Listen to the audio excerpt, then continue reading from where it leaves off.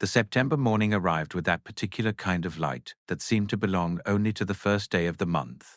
Warm, amber, and cautious, as if the sun itself hadn't decided whether summer had truly let go. At King's Cross Station, the familiar Friday frenzy. Commuters weaving around tourists, suitcases bumping shins, announcements echoing, rolled across the concourse. None of them knew that between platforms 9 and 10, a completely different departure point waited, hidden in plain sight. Albus Severus Potter stood rigid in front of the barrier, hands locked on the trolley handle, and felt as if the metal frame had doubled in weight. The brick wall looked back at him, plain, solid, stupidly ordinary, and for one awful second, a thought landed like ice in his stomach. What if it didn't work? What if this was all some elaborate prank? What if magic had decided at the last moment that he wasn't ready? It never stops feeling weird, does it? His father's voice came from his side, easy and gentle, with the sort of understanding that made Albus feel both comforted and exposed. Harry Potter looked down at his youngest son with an expression Albus had seen 1,000 times, the one that said, "I remember exactly what this felt like." "Did you ever—" Albus started, then faltered. "I mean, your first time, were you?" "Terrified I'd bounce right off and make a complete idiot of myself in front of everyone," Harry said, smiling so the corners of his eyes creased. "Every single year, Al. Even now, part of me expects it not to work." Ginny Potter stepped in on Albus's other side and set a steady hand on his shoulder. Her palm was warm through the fabric of his jacket. "Your brother went through, like he owned the place," she said. "Naturally. Couldn't wait to show off." "God, a Beatty. That's because James is a complete prat," Albus muttered, though the words didn't carry any real bite.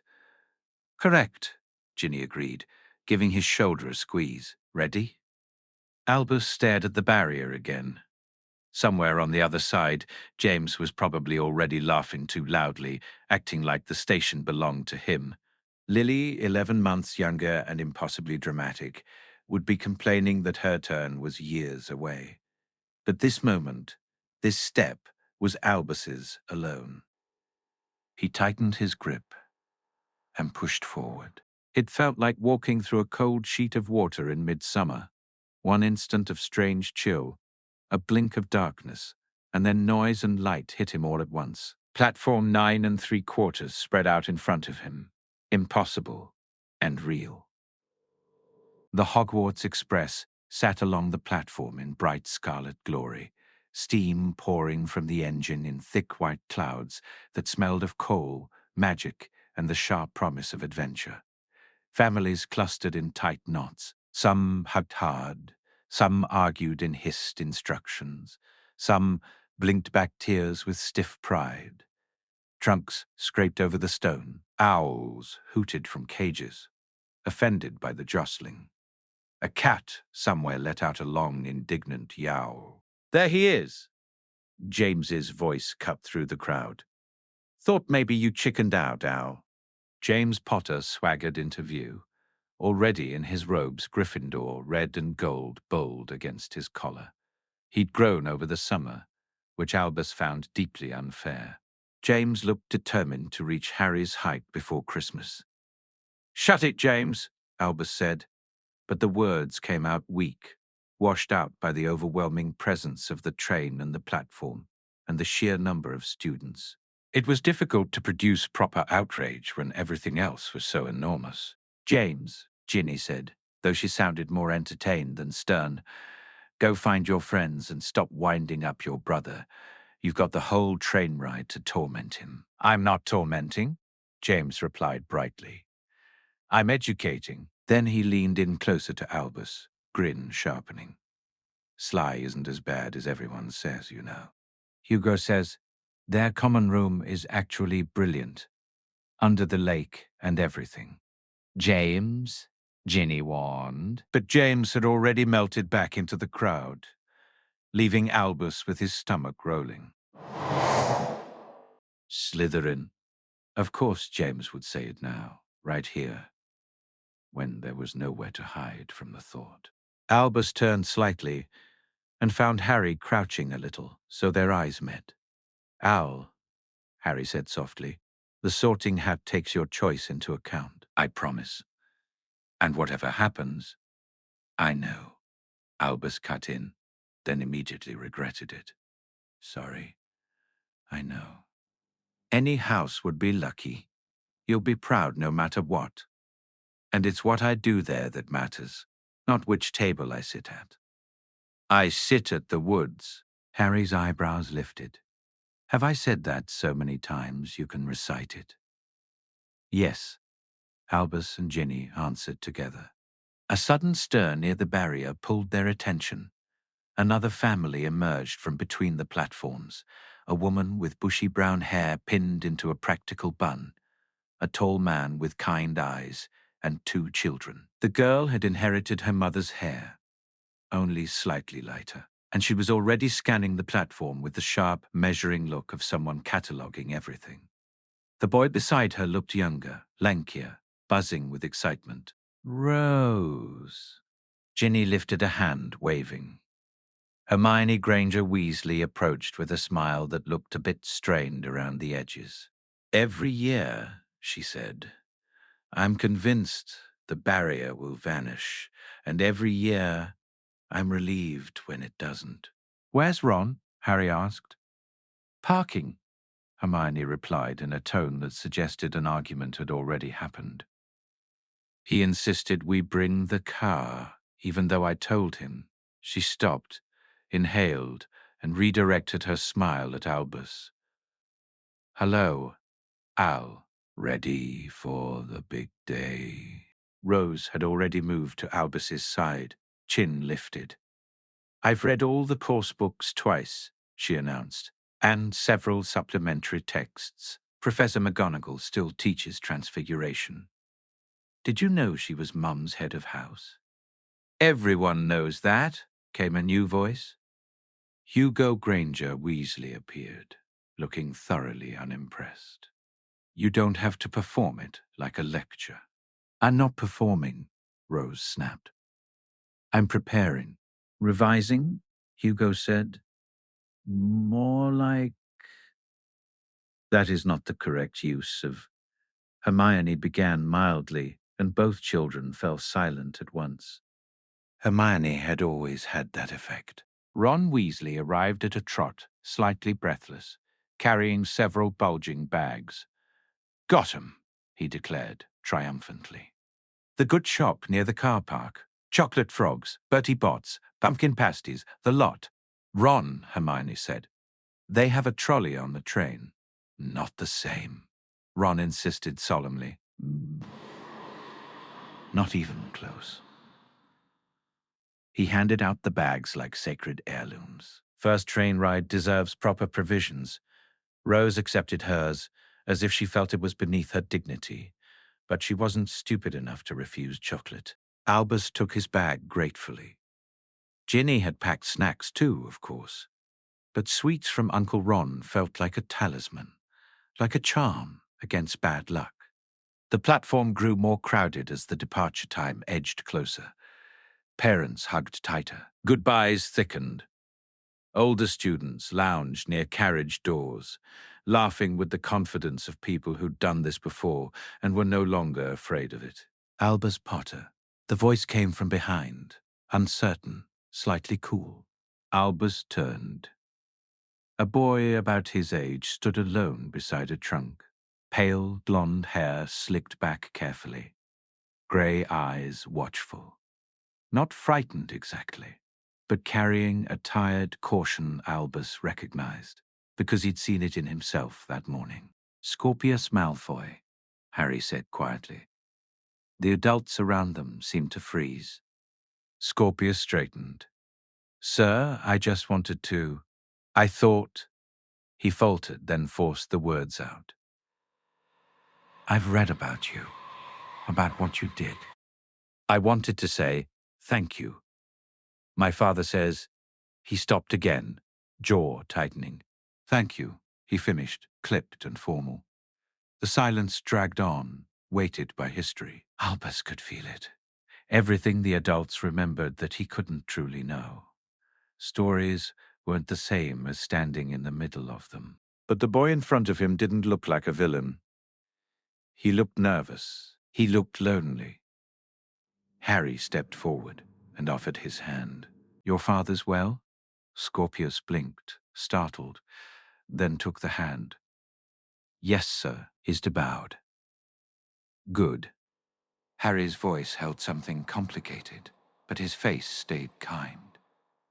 "So you're starting at Hogwarts, too?" "Yes, sir. Scorpius, is it?"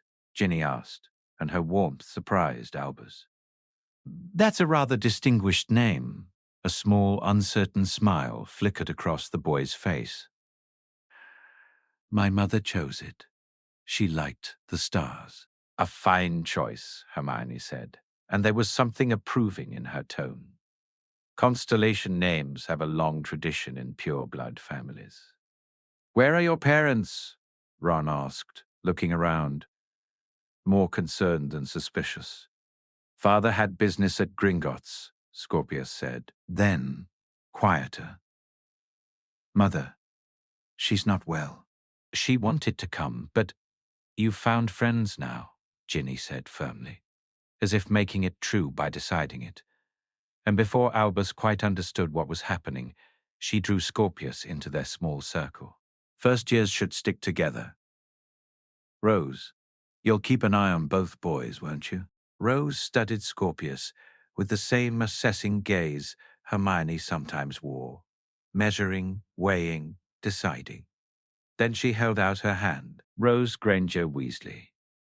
I suppose we'll be in classes together." Scorpius shook her hand carefully. "I suppose so." Ron clapped his hands together with forced cheer. "Right then, probably should get you lot onto the train before it leaves without you." The next minutes blurred into chaos. Trunks hauled, last reminders fired off, hugs exchanged like lifelines. Ginny pulled Albus into her arms, and he breathed in her familiar scent. Flowers, broom polish, home. "Be yourself," she whispered into his hair. "That's what matters. Be brave. Be kind. And right, I will." Harry hugged him next, briefer but heavier with meaning. "The name is a gift," he said low, so only Albus could hear. "Not a burden. You'll make it yours." Then Lily launched herself at his waist, fierce as ever. "Don't forget me when you learn all the best spells." "Never," Albus promised, and realized he meant it with his whole chest. Rose was being subjected to Hermione's rapid-fire checklist, while Ron ruffled Hugo's hair repeatedly. Scorpius stood a step away, watching the family chaos, with something wistful. "Come on," Albus said suddenly, deciding. He grabbed his trunk handle and nodded toward the train. "We should find a compartment." Rose glanced from Albus to Scorpius, and something quiet passed between them, an agreement forming. "Toward the back," Rose said briskly. "Prefects say the middle carriages get too crowded." They shoved and dragged and maneuvered their trunks, aided by a fifth year who took pity on them and used a neat levitation charm. Inside the train, the corridor was narrow and already packed with students greeting friends, laughing, comparing summers. Rose led with fierce purpose. Albus followed, and Scorpius brought up the rear, careful not to bump anyone. Through the window, Albus caught sight of his parents still on the platform. Ginny's arm around Lily, Harry watching the train with that faraway look that meant memories had taken him. "Here?" Rose said, sliding open a compartment door. "Empty. This one will do." They claimed seats, Rose by the window facing forward, Albus opposite, Scorpius beside him. For a moment they simply looked at one another, 3 11-year-olds thrown together by chance or fate or the tangled history of their parents. "So, Rose said at last, breaking the silence. What house do you think you'll be in? It was the question sitting behind all their thoughts, the one that had probably stolen sleep from each of them. Albus looked out the window as the whistle blew and the train shuddered into motion. I don't know, he admitted. I suppose we'll find out tonight. The Hogwarts Express pulled away from platform 9 3/4, carrying them toward a future none of them could properly imagine. Inside the compartment, paper bags rustled. Sweets were shared. Glances were stolen. Outside, the countryside slid past. Green fields melting into villages, then towns, then back to fields in a looping pattern that felt endless. Albus leaned his cheek against the cool glass, intensely aware of the two other people in the small space. Rose already had a book in her lap. Hogwarts, a history, revised edition, and Scorpius sat very still, as if afraid to take up too much air. Silence stretched for nearly 10 minutes. Uncomfortable, but too established to break easily. The train rattled over a bridge, and a river flashed below like a silver ribbon. My mother made me read that, Scorpius said suddenly, nodding toward Rose's book. Twice. Rose lifted her gaze, wary but interested. What did you think? The chapter on the founding was brilliant, Scorpius said, then hesitated. The part about Salazar Slytherin leaving. He stopped abruptly as if he'd remembered something sharp. It was interesting, he finished. You can say his name, Rose said simply. Slytherin. It's history. Your mother probably has strong opinions about him, Scorpius said, without quite meeting her eyes. She has strong opinions about everyone in history, Rose replied, setting a finger in the book to hold her place. But she taught me to judge people by what they do, not their house or their name. The words settled between them like something solid. Albus saw something flicker across Scorpius's face. Surprise, maybe, or relief. That's a good way to think, Scorpius said quietly. The compartment door slid open with a bang that made all three jump. A witch with a cheerful face and a pointed hat pushed a trolley stacked high with sweets. Anything from the trolley, dears? Rose was already rummaging in her bag. Yes, we've got some, Albus said quickly, lifting Uncle Ron's paper bag. But maybe, he glanced at Scorpius, who was studying his hands with fierce concentration. I'll take chocolate frogs, Rose decided, producing coins. And pumpkin pasties, Scorpius. Do you want anything? I have money, Scorpius said fast, reaching for his own bag. I know, Rose said patiently. I'm asking if you want anything. Albus felt a rush of affection for his cousin. Pumpkin pasties are good, Albus offered. And Bertie Bott's every flavor beans if you're feeling brave. Every flavor? Scorpius repeated, eyebrows lifting. Every flavor? Albus confirmed. James once got vomit. That's disgusting. That's Bertie Bott's, Albus said, grinning. Scorpius bought pasties and a cauldron cake, pointedly avoiding the beans, and the trolley rolled away. Rose distributed food like she was organizing a study group, and the compartment shifted, subtly, into something less like strangers sharing space, and more like people trying genuinely to belong together. Right, Rose said, unwrapping a chocolate frog. We should probably get to know each other properly, since we'll be at school together. What do you want to know? Albus asked around a mouthful of pasty. It tasted like cinnamon, nutmeg, and autumn compressed into a single bite. What you're good at, Rose said. What you're worried about. Things like that. She caught her frog before it could escape, and looked at the card. Ah, Dumbledore again. I have 6. I'll trade you, Scorpius offered. If I get someone you don't have. Deal, Rose said immediately. They ate in a quieter rhythm now. Outside, towns thinned. The land began to rise and roll. I'm worried about potions, Rose admitted suddenly. Mum says it's precision and instructions. Dad says you need instinct. I don't know if I have that. My dad says potions is about understanding why ingredients work together, Scorpius said, not just memorizing recipes. Rose brightened a little. That makes sense. She pulled out a small notebook. Of course she did, and wrote it down. What about you, Al? She asked. What are you worried about? Albus considered giving a safe answer. Something bland about transfiguration, but something about the compartment, about the fragile honesty forming between them, pushed him to speak truth. The sorting, he said quietly. Everyone expects me to be in Gryffindor. Like Dad, like Mum, like basically everyone in my family, except... He trailed off. Except your cousin who married my dad, Scorpius finished softly. I know about her. Everyone does. She's not like that anymore, Albus said defensively. Aunt? My mother, Scorpius corrected gently. And, yes, she says, people can change. Usually when she's trying to convince Father the world isn't ending.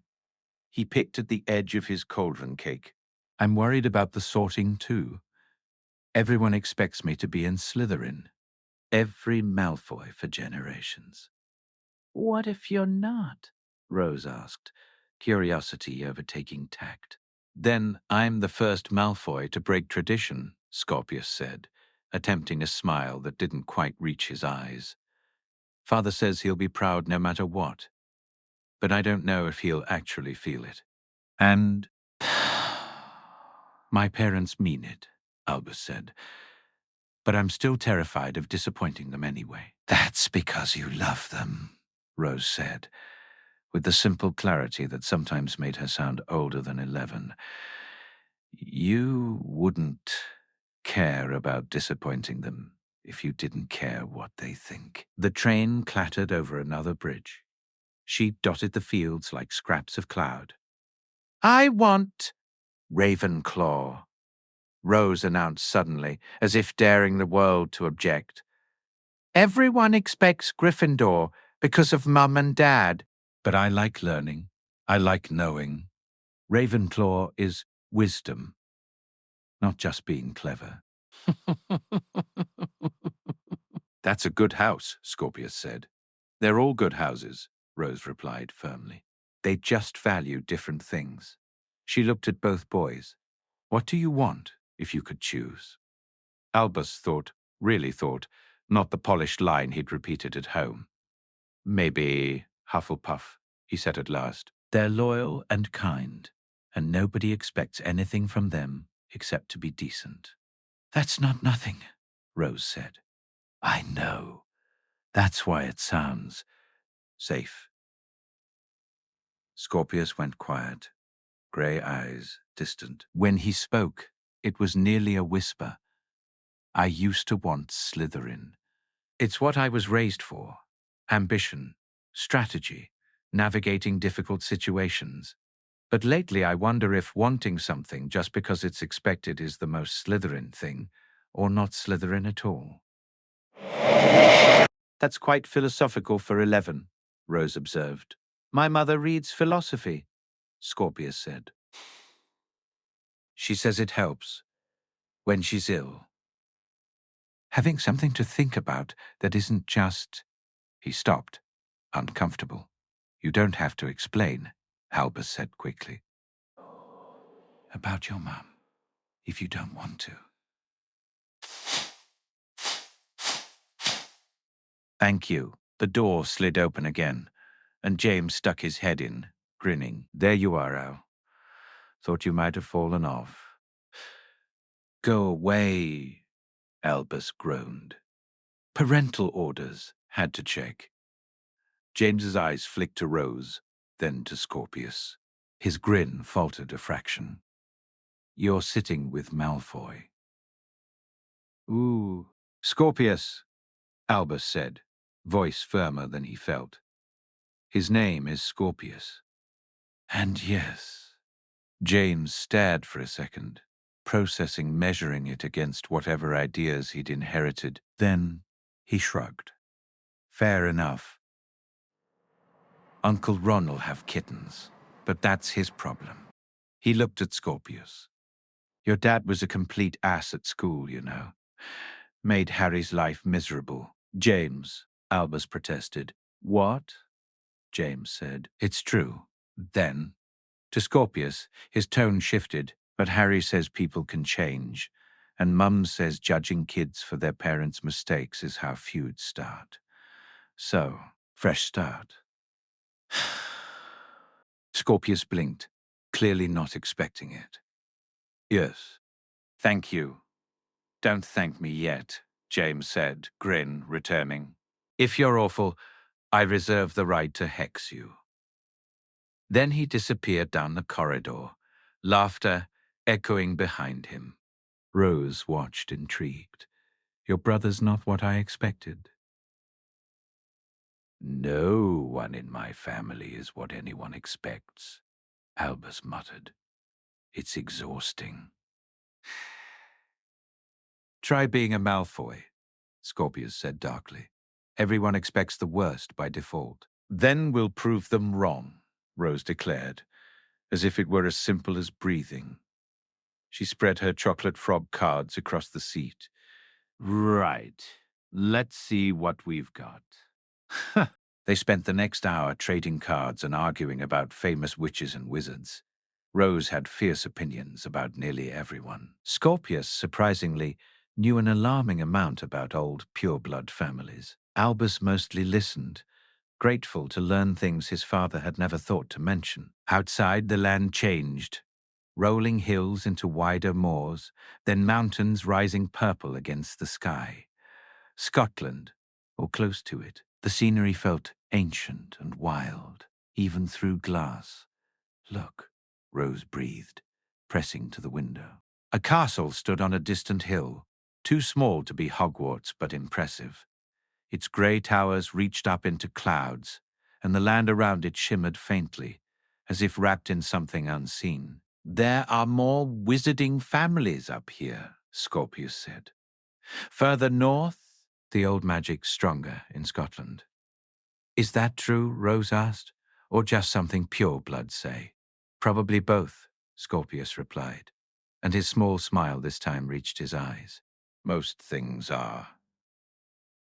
The afternoon slid by in steady train rhythm. Students passed their compartment, giggling fourth years, a stern prefect checking doors, a tiny lost first year whom Rose directed efficiently to the loo. They talked, Quidditch, subjects, siblings, what it was like living under the shadow of older relatives who'd done extraordinary things. The worst part, Rose admitted as the light began to dim and she dragged her robes from her trunk, is Mum genuinely doesn't understand why I'm nervous. She was brilliant immediately. She doesn't know what it feels like to be ordinary. You're not ordinary, Albus protested. You've read half the library. Reading isn't the same as doing magic, Rose said. Why? If I can barely float a feather. Then we practice, Scorpius said simply. Until you can make it fly. That's what friends do, isn't it? The word lingered in the air. Friends, bold and risky, and somehow exactly right. Is that what we are? Rose asked, but she was smiling. I'd like us to be, Scorpius said, cheeks faintly pink. Me too, Albus said. Rose looked at them both, serious now, and held out her hand palm down between the seats. Friends, then, properly, whatever houses we end up in. Albus placed his hand on hers immediately. Scorpius hesitated only a second before adding his. Friends, they said together, and it felt like a spell of a different kind. Quiet, binding, real. Outside, sunset spilled orange and purple across the highlands. The train rushed into deepening dark whistle, sounding lonely and thrilling all at once. "We should change into our robes," Rose said, breaking the moment. The prefect said less than an hour. They took turns awkwardly stepping into the corridor. When they returned, plain black robes on, no house colors yet. Albus felt oddly split, more like himself, and less like he put on a costume that might become his skin. Stars appeared in clusters, bright, cold, countless. The mountains loomed closer. "There," Scorpius whispered, pointing. A castle rose on a mountain, impossibly vast and tall. Windows glowing warm gold. Towers clawed at the sky. Hogwarts. The trains slowed. Albus' heart hammered. This was it. The moment everything changed. The moment they stopped being children with famous parents and became students with their own stories. "Ready?" Rose whispered. Albus looked at his new friends. Rose, fierce and determined. Scorpius, quietly brave beneath careful restraint, and felt something settle, solid, in his chest. "Ready?" he said, and meant it. The Hogwarts Express gave one final triumphant whistle as it pulled into Hogsmeade Station, and 3 first-years pressed their faces to the window, watching their future come closer second by second. Hush. Hush. Part 2. Hogsmeade. Boats. Sorting. Feast. Gryffindor. Tower. Sleep. The train shuddered and stopped with a hiss of steam, and suddenly the corridor erupted, trunks dragged, owls complaining, older students calling across the platform like they were returning to a place they'd missed. Albus stood on legs that felt uncertain after hours sitting. The train's motion still seemed lodged in his bones. He reached for his trunk. "Leave your luggage," the prefect's voice rang out. "First years, leave your luggage. It'll be taken to the castle separately." "Oh, thank goodness," Rose muttered, stepping away from her trunk. "I wasn't sure how we'd manage." They funneled into the corridor and were swept along by the crowd. Albus caught sight of James ahead, laughing with friends, completely at ease. Second-year confidence and first-year terror were worlds apart. Hogsmeade Station was smaller than King's Cross, but it felt more overtly magical. Lanterns floated in midair, casting warm pools of light. The air smelled cleaner, pine and cold and something Albus couldn't name. First years. "First years over here!" The booming voice made Albus's heart leap. "Hagrid," he blurted, and immediately felt dozens of heads turn. The gamekeeper towered over the crowd, wild hair and beard catching the lantern glow. His face split into an enormous grin when he spotted Albus. "There you are," Hagrid boomed. "Harry's boy, and Rose too, if I'm not mistaken." His eyes swept over them, then settled on Scorpius. "And who's this, then?" "Scorpius Malfoy, sir," Scorpius said, voice small but steady. Hagrid's expression flickered, old memories surfacing. But his smile didn't vanish. "Well, nice to meet you, Scorpius. Any friend of Albus and Rose is welcome." "Right then. First years, follow me. Mind your step, it's a bit dark." They followed him down a steep, narrow path swallowed by trees. Albus stayed close to Rose. Rose stayed close to Scorpius. The 3 of them moved as a knot of solidarity among nervous strangers. Branches tugged at robes. Leaves brushed faces. Someone behind them whispered in panic, "Where are we going?" "The lake," Rose answered automatically. First years traditionally arrive by boat. "Why?" asked a girl with dark skin and worried eyes. "Tradition," Rose said, as if that explained everything. Somehow it did. The trees fell away, and Albus stopped breathing. The black lake spread out, vast and still, reflecting the stars so perfectly that for a dizzy moment it looked like the sky had been poured into water. Small wooden boats bobbed at a dock, each lit by a tiny lantern. And across the water, Hogwarts. Up close, it was even more impossible. Towers, windows, warm light. The castle perched on a cliff like it had grown there. Part of the mountain, part of the sky. Albus had seen photographs his whole life. None of them mattered. "Blimey," he whispered. "Language," Rose said automatically, but her voice sounded awed. "It's beautiful," Scorpius murmured, and something raw edged his words. "I didn't think it would be this beautiful." "No more than 4 to a boat," Hagrid called. "See, come on now, don't be shy." Albus climbed into a boat with Rose and Scorpius. After a moment, the worried girl joined them. "I'm Asha," she said quickly. "Asha Patel." "Is this safe? My cousin Padma went here," Rose said. "She said the boats are charmed. They've never sunk." "Never," Asha echoed, hopeful. "Not in recorded history," Rose said. "That is not reassuring," Asha muttered. The boats began to move on their own, gliding smoothly over the glassy water without oars or engines. Albus leaned over the edge, staring into black depths. "Don't fall in," Rose warned. "The giant squid is meant to be friendly, but I'd rather not test it." "There's a giant squid?" Asha said, looking like she regretted every life choice that led here. "And merpeople," Scorpius added, peering down. "My mother said they signed a treaty with Hogwarts centuries ago. They protect the castle from underwater threats." "What underwater threats?" Asha's voice climbed.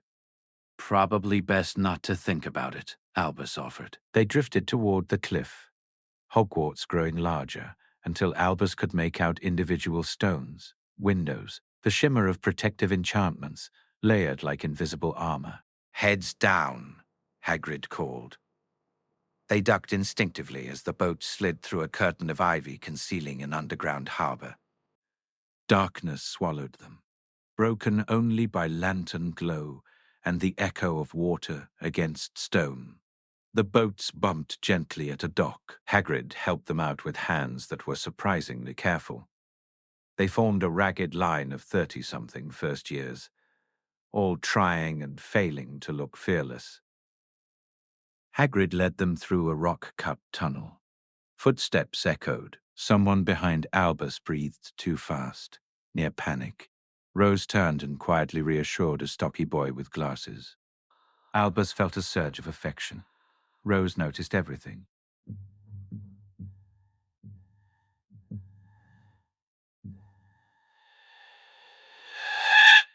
At the top stood enormous oak doors, carved with patterns that seemed to shift in lantern light. Old magic rolled off them, ancient, deep, permanent. Hagrid knocked 3 times. The sound hit like thunder. The doors swung open. A tall witch stepped out, dark hair pinned back, robes immaculate, eyes sharp as blades. Professor McGonagall. "The first year's professor," Hagrid said proudly. "Thank you, Hagrid," McGonagall replied crisply, her Scottish accent clean and cutting. Her eyes swept them like a list being written. "Follow me. Single file." She turned without another word and moved through the enormous oak doors. And the first years, still damp with nerves, still blinking at the scale of everything, followed like a slightly disordered line of ducklings. Albus stayed close to Rose, and Rose stayed close to Scorpius, and Asha hovered near them, as if being near familiar names made the dark less heavy. The entrance hall swallowed them whole. It wasn't just large, it was grand, in a way that made ordinary buildings feel like toys. The ceiling rose up into shadow. Torches burned in brackets along the stone walls, their flames steady and bright, casting gold light across marble floors that gleamed like polished ice. A magnificent staircase swept upward, splitting into landings that hinted at even more corridors and more secrets. Doorways yawned on either side, each one an invitation to get lost in a place older than anyone in the room. Albus had grown up hearing stories about Hogwarts, but hearing and seeing were different worlds. The air itself felt different here, charged, ancient, alive. He almost expected the stones to breathe. McGonagall did not lead them up the staircase. She guided them past it, through the echoing hall, and into a small chamber off to the side. The room was plain, stone walls close around them, nothing to distract from the fact that 30-something first years had been squeezed into one tight space, all of them trying to look calm and failing in slightly different ways. McGonagall faced them, hands folded, her stern expression softened only by the smallest margin. "Welcome to Hogwarts," she said. "In a short while, you will pass through those doors." She gestured toward a set of double doors that Albus assumed led into the great hall. "And join your classmates. But before you do, you must be sorted into your houses." The word dropped into the room like a stone into deep water. Albus felt his stomach tighten. He felt it in Rose, too. Her posture went even straighter, like she could physically force confidence into existence. Beside him, Scorpius became unnaturally still, his face sliding into that careful blankness Albus was beginning to recognize as fear dressed up as composure. "The four houses are Gryffindor, Hufflepuff, Ravenclaw, and Slytherin," McGonagall continued. "Each house has its own noble history and has produced outstanding witches and wizards. While you are at Hogwarts, your house will be like your family." A few children shifted closer together at the word family. Asha's fingers twitched, as if she wanted to grab someone's hand again but didn't want to look childish. "Your triumphs will earn you points," McGonagall said. "Your rule-breaking will lose points at the end of the year. The house with the most points is awarded the House Cup." She paused, letting the idea sink into all those wide eyes and trembling lungs. "The sorting ceremony will take place in front of the entire school," she added, her gaze briefly landing on a boy whose robe buttons were done wrong and a girl with leaves tangled in her hair from the path down to the lake. "I suggest you smarten yourselves up as best you can." McGonagall's voice sharpened back into its usual crisp shape. "Wait here quietly. I will return when we are ready for you." Then she swept out, leaving the room full of breathing and heartbeats and the faint rustle of fabric. For 3 seconds, no one spoke.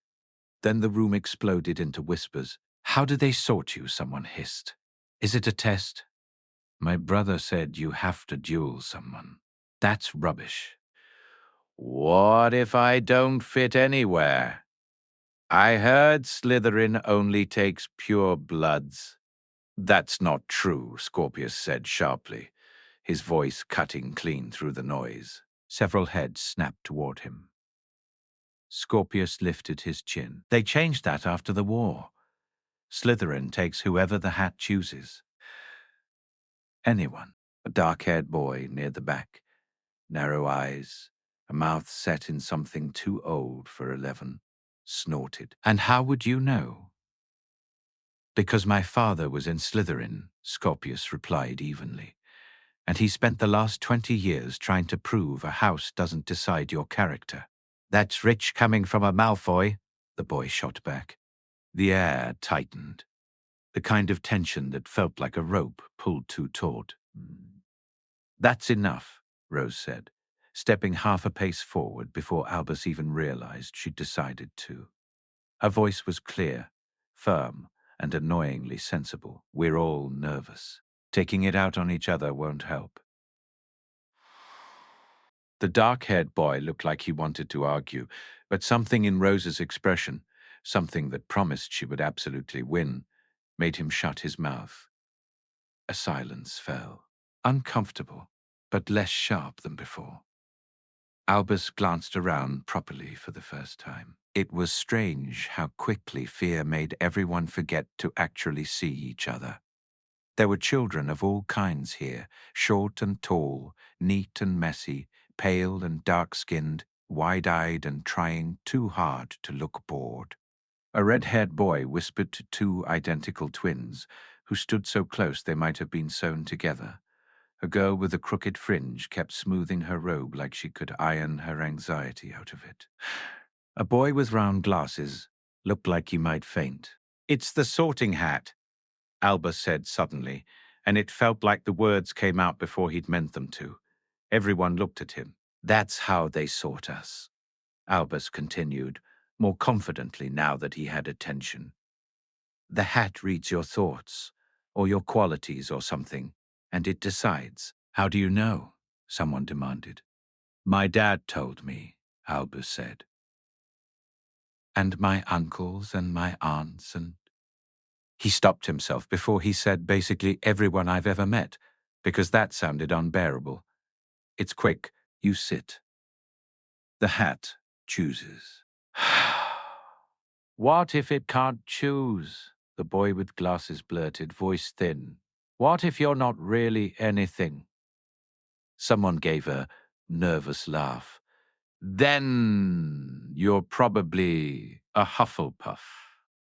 A ripple of uncertain laughter followed, the kind that came out because silence was worse. "Hufflepuff isn't a default," Rose snapped immediately. "It's for people who are loyal and fair and hard-working. Those are difficult things to be." A girl near the wall spoke quietly, almost as if she hadn't meant to.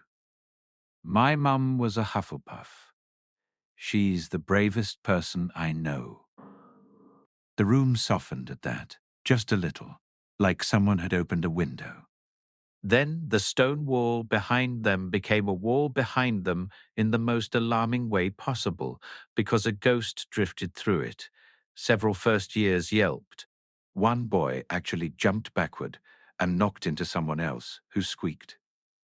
The ghost was tall and grey and wore ragged robes.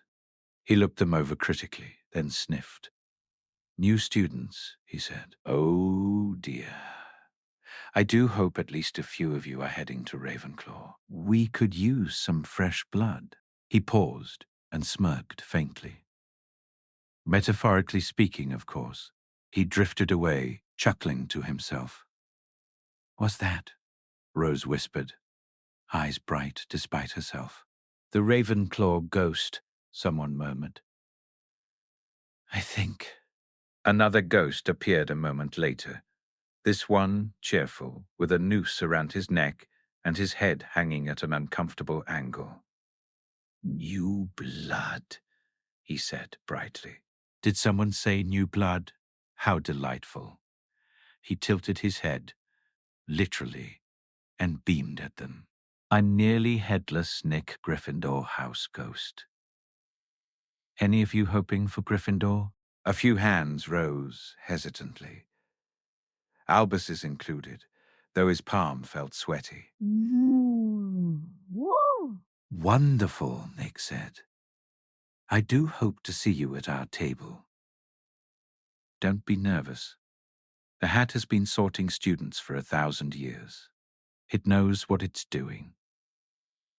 "That's not as comforting as you think it is," Asha muttered under her breath, and Albus had to bite down on a laugh because it would come out hysterical. Nick drifted off, still humming happily to himself. Time stretched. Someone's stomach growled loudly. A few students giggled, relieved at a normal sound. Then the double doors banged open, and Professor McGonagall stood framed in light. Instant silence, like a spell had been cast. "We are ready for you now," she said. "Form a line." They scrambled, robes swishing, shoes squeaking on stone, into something that resembled order. Albus ended up between Rose and Scorpius without trying, as if they'd all moved towards the same center of gravity. Rose leaned in, voice low. "Whatever happens, we're still friends," Scorpius finished, just as quietly. Albus swallowed. Whatever happens, he agreed.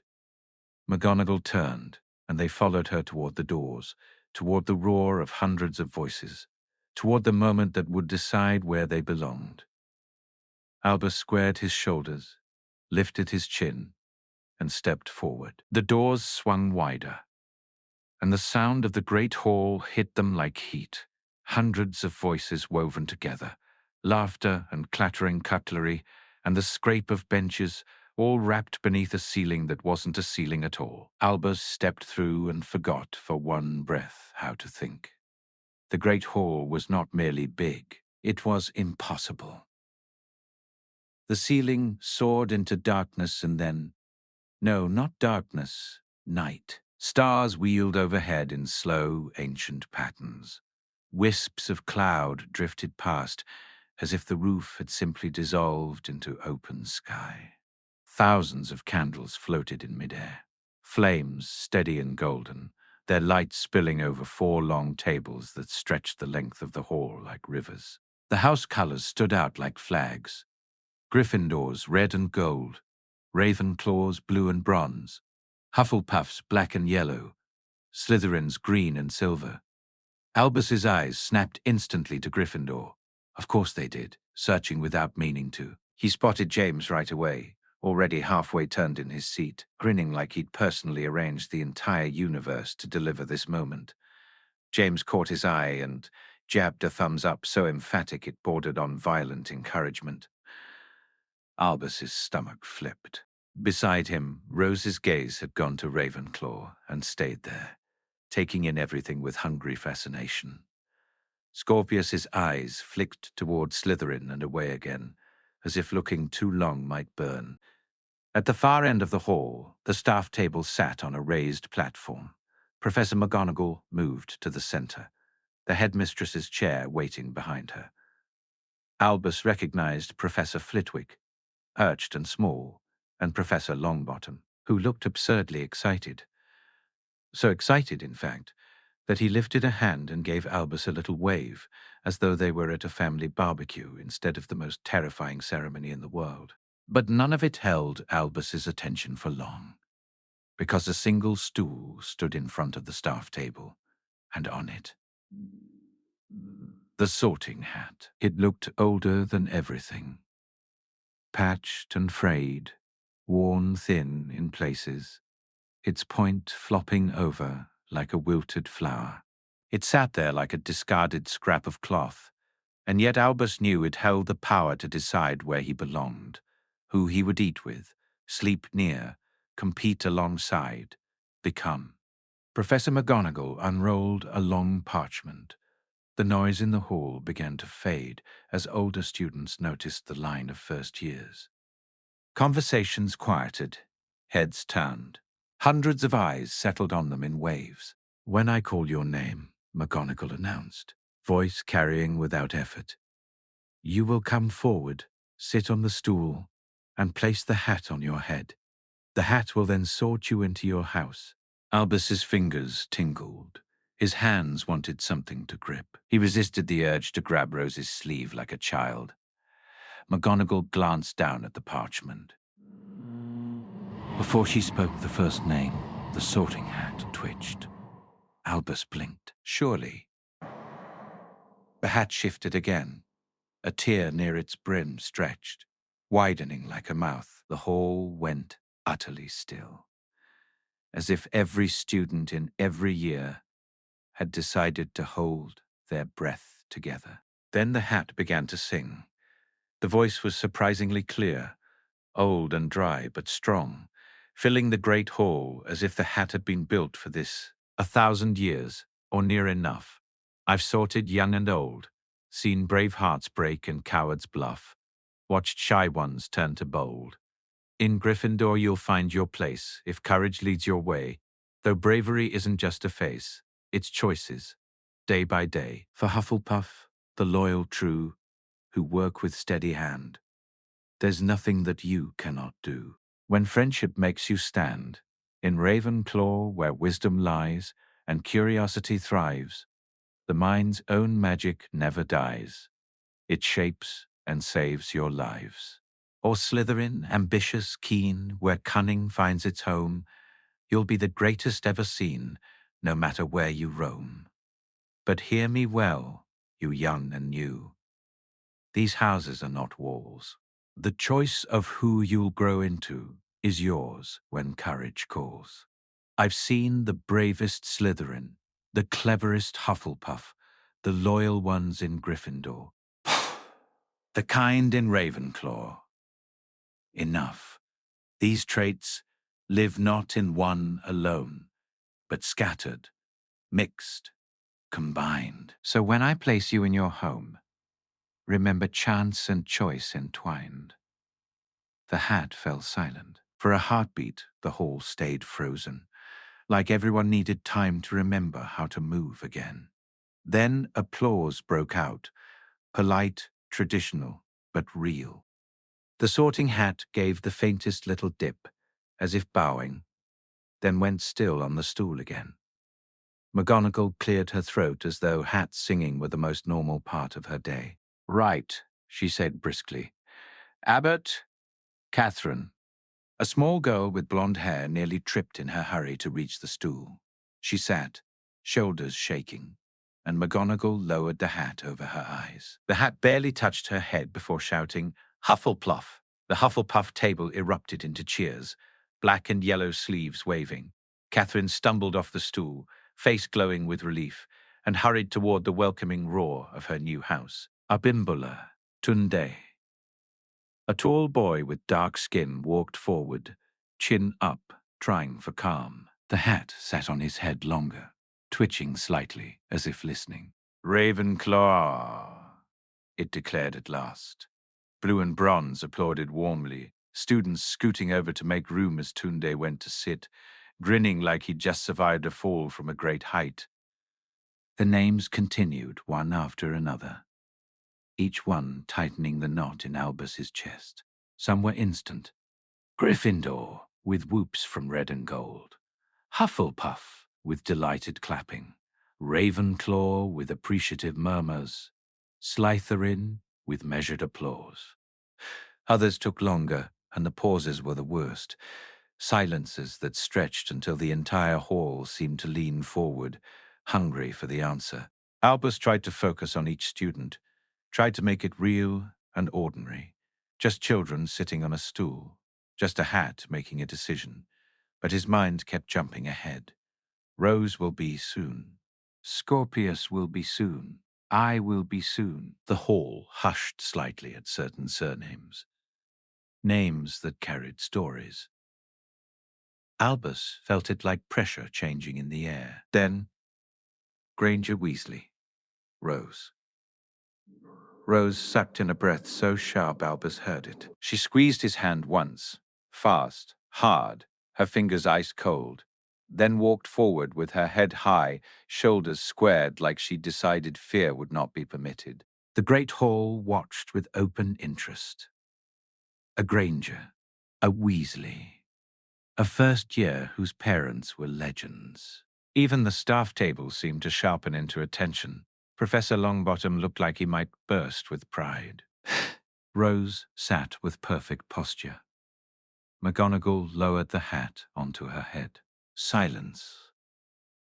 1 second. 5, 10, 20.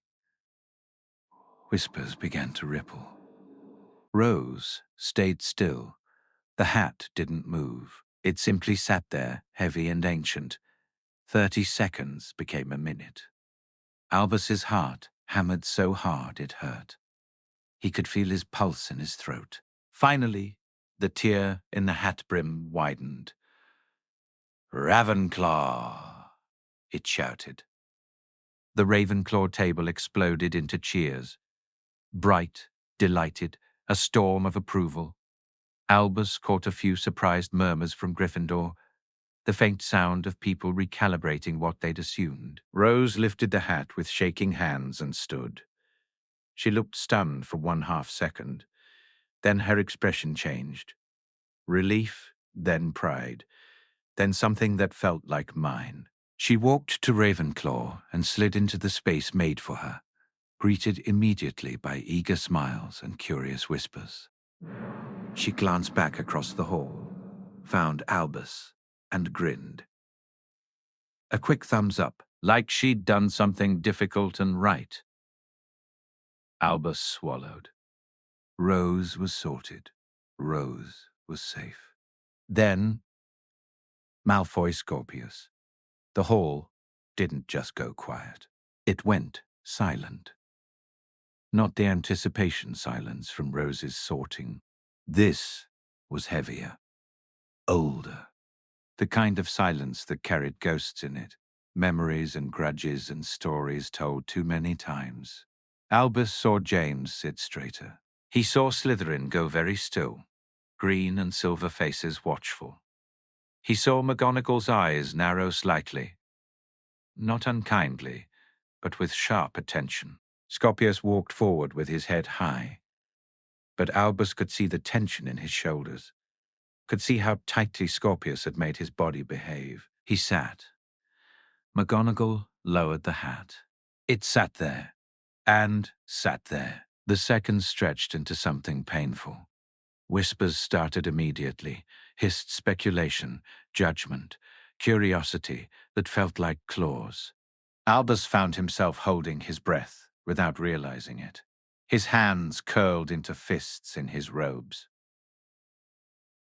A full minute passed. 2. The hat twitched, shifting as if debating. Scorpius's knuckles were white where they gripped the stool. 3 minutes. The hall was so still, Albus could hear the candle flames crackle faintly above. Then, at last, the hat's brim opened. Slytherin! The green and silver table applauded, but it wasn't thunderous. It was cautious, careful, like they were deciding how to greet a Malfoy in a post-war world. Still, some students leaned over to make space. A Slytherin prefect near the end nodded to Scorpius and said something that made Scorpius's shoulders loosen a fraction. Scorpius walked to his table, sat, and then, only then, let himself breathe. Albus breathed too. The sorting continued, but Albus barely registered the next names. His own was coming. He could feel it stalking him in the alphabet, waiting like a creature with teeth. His gaze kept darting to the parchment in McGonagall's hands. Names went by, P's and O's and N's, like distant bells. Then, Potter, Albus. The hall went silent again, but different now.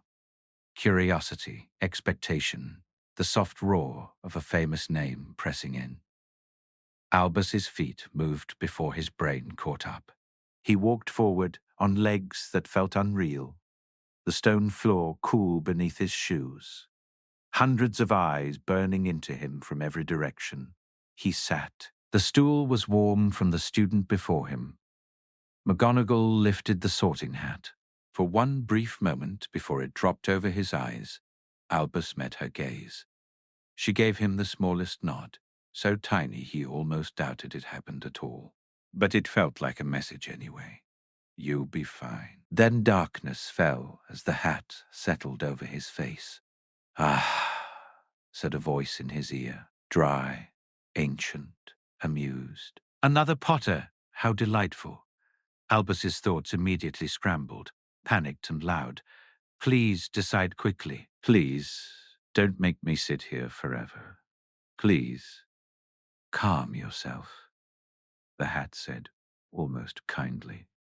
Anxiety does not assist my deliberation. Albus felt a strange sensation, like gentle fingers moving through shelves inside his head, sorting memories, turning pages, reading things he hadn't known could be read. Interesting, the hat murmured. Very interesting indeed. Albus swallowed in the dark, heart hammering. And the hat kept searching. Interesting, the hat murmured again, like it was tasting the word. Very interesting indeed. Albus swallowed in the dark, throat tight. The hat felt heavy on his head, the brim brushing his ears. But the weight that mattered wasn't cloth. It was the silence outside. Hundreds of students watching, teachers watching, his brother watching, his father's whole history, sitting at a table, waiting. Albus tried to think carefully, tried to speak in his mind the way his dad had told him you could. I don't want to sit here forever. Oh, I have no desire to make a spectacle, the hat said, sounding mildly offended. Spectacles are for the theatre, and I am not a dramatic hat. I am an ancient hat, a thoughtful hat, a hat with responsibilities. Albus didn't find this comforting. The hat made a quiet humming sound, like an old kettle about to boil. Albus felt that strange library fingers sensation again, gentle and relentless, sifting through him as if he were a collection of books stacked in untidy piles. Let's see, the hat said. There is courage here. Not the reckless sort that leaps before looking, though you are certainly capable of that when pushed. Yours is a courage that thinks first. A courage that worries. A courage that asks over and over whether it will be enough. Albus's heart lurched. Is it, my dear boy? The hat replied, sounding faintly amused. You marched up here on trembling legs while the entire hall held its breath. If you must have a definition, there it is. Bravery is not the absence of fear.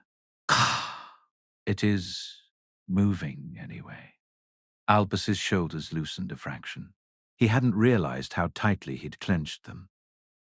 Now, the hat continued, there is loyalty as well. Fierce loyalty. The kind that plants itself in you like roots. You love hard.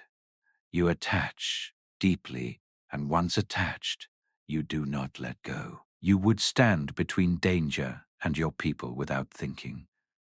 Hufflepuff would welcome that with open arms. Oh. Albus pictured Hufflepuff's table, warm, golden, laughing, and the thought made his stomach flutter with something close to longing. Safe. Kind.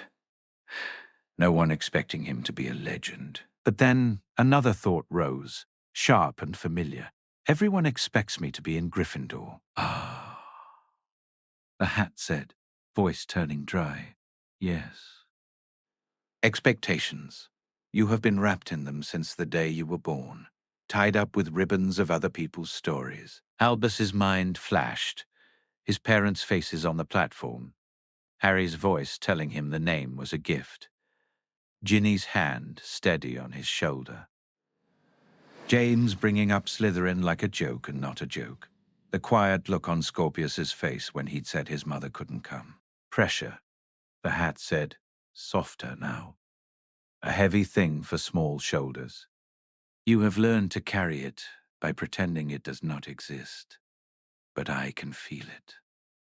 It's in the way you flinch at your own thoughts. Albus felt heat rise under the brim. I'm not flinching. You are. The hat said kindly. And that is all right. Albus pressed his lips together in the dark. It was ridiculous, arguing with a hat. But everything about this day had been ridiculous, and somehow the hat was the part that felt most real. Now, it said again, and Albus could almost hear it smiling, there is something else, something you are trying very hard not to look at. Albus's stomach dropped. What? Ambition, the hat said, calm as candlelight. Not the loud, boastful sort. Yours is quieter. It hums under your skin. You want to be good at this. You want to matter. You want to prove to the world, to your family, to yourself, that you are not simply a name stitched onto robes. Albus felt his cheeks burn. He hated that the hat could see it so clearly. And, the hat went on, you have a mind that watches, a mind that notices patterns. A mind that reads rooms and people and silences. You see how others see you. You adjust, you navigate. That is a kind of cunning. Albus's breath caught. Slytherin, he thought, panicked, and then immediately felt guilty for panicking. The hat chuckled softly. Ah, there it is. Your fear of Slytherin, and underneath the fear, your shame for fearing it. Albus's thoughts tangled. Scorpius is in Slytherin, he blurted inside his head. Scorpius is good. Yes, the hat said, and there was something pleased in its tone. And you noticed something important far quicker than most. You made a friend where others might have seen only a surname. You offered kindness, where history suggested caution. That is not weakness, Albus Potter. That is strength, with eyes open. Albus swallowed. He pictured Scorpius on the platform. Alone, polite, trying so hard. He pictured Rose's hand in the compartment, palm down, demanding a promise. He pictured their hands stacked together like they'd cast a spell. Your friendship, the hat said, is one of the strongest things in you. You are braver with someone beside you. Not because you need saving, because you remember who you are when you are not alone. Albus's throat tightened painfully. So, the hat said brisk now, as if turning a page. We have courage. We have loyalty. We have a watchful mind. We have a desire to prove yourself. We have the ability to see beyond appearances, which is rare in a world that loves labels. Albus's thoughts spun. Please, he begged silently, just put me somewhere that won't ruin everything. Ho, ho, ho, ho, ho. I cannot ruin everything, the hat said, almost offended again. I am a hat. A very important hat, yes, but still a hat. The rest is up to you. But Albus could almost hear the hall outside, like a distant ocean. He imagined James tapping his foot. He imagined older students whispering. He imagined his father at the staff table. Because of course Harry would be there. Because this was Hogwarts and nothing in his life could ever be simple. Albus suddenly wanted to be again, safe in the Burrow's kitchen with Molly Weasley shoving food at him like it was armor. Tell me, the hat said, quieter. What do you want? Albus froze. Not what everyone wanted. Not what his family expected. Not what would make headlines in the Daily Prophet. What he wanted. He thought of Gryffindor, red and gold, loud laughter, James at ease, a house full of people who acted first and thought later. His father had been shaped there. So had Ginny. So had so many Weasleys that Christmas dinners felt like a Gryffindor reunion. He thought of Ravenclaw, Rose's grin when the hat had called her name, the way she'd seemed to breathe deeper the moment it happened, like she'd found her place. He thought of Hufflepuff, warm faces, open seats, Hugo already belonging there without trying, like the world had finally stopped asking him to perform. He thought of Slytherin, green and silver, guarded composure, Scorpius sitting near the end, trying to look like he didn't care while caring too much. And he thought of himself in the train compartment, saying maybe Hufflepuff because no one expected anything except decency. He thought of the relief in that idea. But then he remembered another thing. The way his chest had warmed when the hat said he was brave for walking forward. The way Gryffindor had roared for Mira Bradshaw. The way that roar had sounded like home, even before he belonged to it. I want, Albus thought, and his mind shook as he said it. I want to be somewhere I can be brave without pretending I'm fearless. Somewhere I can be kind and still stand up for people. Somewhere I can stop feeling like I'm going to disappoint everyone every time I breathe. The hat was silent for a moment. Then it spoke, very softly. Ah, now that is honest. Albus held his breath. You could thrive in Hufflepuff, the hat said. It would give you peace. It would give you gentleness when the world sharpens itself against you. You would be loved there easily. Albus's stomach fluttered. You could thrive in Slytherin, the hat continued. Not because you are cruel or arrogant, because you are observant, because you understand alliances, because you already know the power of choosing friendship over old stories. You would be formidable there, in time. Albus pictured it, green and silver around him, people whispering Potter in Slytherin, his father's expression unreadable, James making jokes that weren't jokes. He felt dread and then, confusingly, a small spark of defiance. I could do it. I could, but the dread was louder. Ah.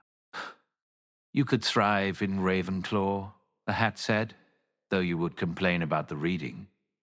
And Rose would never let you rest. Albus almost laughed. The sound would have come out as a sob. And Gryffindor, the hat finished, and something in its voice warmed like embers. Gryffindor would challenge you. It would push you. It would demand courage from you, again and again, until courage becomes ordinary. Until you stop asking whether you are brave enough and start simply being brave. Albus's heart pounded. But, the hat said, that would be the choice everyone expects. Albus felt the pressure of that, like hands on his shoulders steering him. He hated it. He hated how much he wanted Gryffindor anyway, and how that made him feel like he was giving in. You worry, the hat said gently, but going where you are expected means you are not choosing for yourself, that you are only following a path laid down by someone else. Albus couldn't deny it. The thought made his throat ache. So, the hat said, firmer now. Make it yours. Albus's mind went still. Albus's mind went still. Choice matters, the hat said. And for a second, Albus heard his father's voice in the words, it always has. You may go where you are expected and still choose who you will be there. You may carry a legacy and still shape it. You are not your father. You are not your name. You are not the stories people tell. You are a boy in a hall wearing a hat, deciding how he will live. Albus swallowed hard. He thought. I just want to be me. You will, the hat said simply. No matter where you sit at dinner. Albus's heart kicked again. He could almost feel the hat drawing itself up for an announcement, like a singer preparing to belt out the final note. One more thing, the hat said, almost teasing. Just to be certain. Albus wanted to scream. The hat rummaged again, quick now, like it already knew what it would find. A flash of Lily hugging his waist, a flash of James's grin, a flash of Scorpius's careful smile, a flash of Rose saying Hufflepuff wasn't a default. The hat chuckled. Oh, yes, it said. Yes, indeed. Then its voice rose, breaking the darkness. Gryffindor. The hat lifted from Albus's head, and the great hall slammed back into existence. Candlelight shouting, the echoing roar of a table that erupted as if the castle itself had cheered. Gryffindor didn't clap politely. Gryffindor exploded. Students jumped up. Hands banged goblets against wood. Someone whistled so sharply it cut through everything. Albus saw red and gold sleeves waving like banners in a storm. And James was half standing on the bench, yelling, face split in joy. That's my brother, he shouted, and the older Gryffindors around him laughed and shoved him down while still cheering. Albus stood on legs that didn't feel like they belonged to him. His ears rang. His chest felt too full, as if he'd swallowed a firework. He stumbled toward the Gryffindor table, and hands reached out, patting his shoulders, thumping his back, shaking his hand as if he'd achieved something rather than been sorted by an enchanted hat. A prefect with kind eyes and a head girl badge leaned in and guided him into an open seat. "Brilliant," she said warmly. "I'm Mara Patil. Welcome to Gryffindor." "Mara," Albus managed, nodding dumbly. "Eat something when the feast starts," Mara advised, as if she could see straight through the days. "It helps. Trust me." Albus swallowed and finally looked around properly. Rose sat at the Ravenclaw table, blue and bronze around her, like a new skin. She was applauding, smiling wide. When she caught Albus's eye, she gave him a thumbs up and mouthed something that looked very much like, "I knew it." Albus almost laughed. Then he forced himself to look at Slytherin. Scorpius sat near the end of the table, clapping along with the others. Some Slytherins looked polite. Some looked watchful. But Scorpius smiled at Albus. Not careful, not uncertain. A real smile. Warm. Relieved. Albus's chest loosened in a way he hadn't realized it needed. They were all sorted. They were still friends. McGonagall's voice rose again, pulling Albus back into the ceremony. The sorting was not finished, and the alphabet marched on, whether Albus was ready or not. Names continued to be called and answered by shouts of house names. A girl with wild red curls became a Gryffindor to thunderous applause. A boy with a dreamy expression became a Ravenclaw without the hat even thinking. Another Weasley cousin became Ravenclaw, and Rose visibly brightened across the hall. Hugo went to Hufflepuff, and the Hufflepuff table cheered so loudly Albus saw several teachers smile, despite themselves. Legacy names were met with quiet pauses, moments where the hall remembered history and then decided, collectively, that the child on the stool was still just a child. By the end, even the older students looked hungry. McGonagall rolled up her parchment at last, sharp and efficient. The sorting hat was removed from the stool and carried away by an unseen hand, like a sacred relic being returned to its shelf. The hall settled into expectant quiet, the kind that came right before something wonderful. Professor McGonagall stood. The candlelight threw shadows across her face, making her look even more carved from stone than usual. "Welcome," she said, voice carrying to every corner, "to another year at Hogwarts School of Witchcraft and Wizardry. Harmonize. And there, the prophets of God." Applause rose, then fell.